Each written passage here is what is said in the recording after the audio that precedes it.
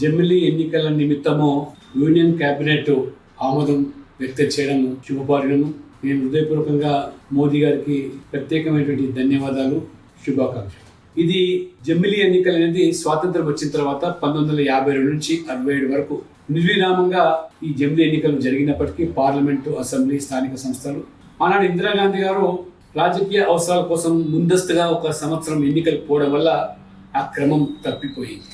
ఆ తర్వాత 356 ఆర్టికల్ విపక్ష ప్రభుత్వాలను రద్దు చేయడము, విచక్షణ రహితంగా ఇష్టానుసారంగా ఎన్నికలు ఎప్పుడు పడితే అప్పుడు ఎన్నికలు జరగడం వల్ల ఇవాళ ప్రభుత్వం ఒక ఆదాయం నష్టపోవడమే కాకుండా వేల కోట్లు ప్రజలు కట్టిన పన్నులు దుర్వినియోగం కావడమే కాకుండా ఎన్నికల కోడ్ పేరు మీద అభివృద్ధి పనులు, పేదల సంక్షేమ పథకాలు కూడా కుంటుపడిపోతా ఉన్నాయి. పైపెచ్చు లక్షలాది మంది ఈ యొక్క ఎన్నికల ఏర్పాట్లకు కావాల్సినటువంటి యంత్రాంగము, సిబ్బంది కూడా కేవలం ఎన్నికల డ్యూటీలు చేయడం వరకే పరిమితం అయిపోతున్నారు. ప్రజాధనము దుర్వినియోగం జరుగుతున్నది. అన్ని కోణాల నుంచి కూడా మోదీ ప్రభుత్వం ఆలోచన చేసి లా కమిషన్ కూడా 1999లో వారు కూడా ఏకగ్రీవంగా ఈ దేశంలో మరి జమిలీ ఎన్నికలు జరగాలని పార్లమెంటు కమిటీ కూడా 2015లో కూడా సిఫార్సు చేశారు. పూర్వపు రాష్ట్రపతి రామ్నాథ్ కోవింద్ గారి యొక్క నేతృత్వంలో కమిటీ వేస్తే ఆ కమిటీ కూడా సిఫార్సు చేసింది సానుకూలంగా జమిలీ ఎన్నికలు నిర్వహించాలని చెప్పి.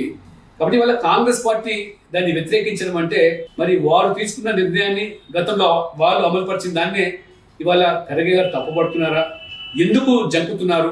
ఖచ్చితంగా అన్ని పార్టీలు ముందుకు వచ్చి సమర్థించి ఈ బిల్లును మరి ఆమోదం చేయాలని చెప్పి కూడా నేను విజ్ఞప్తి చేస్తాను.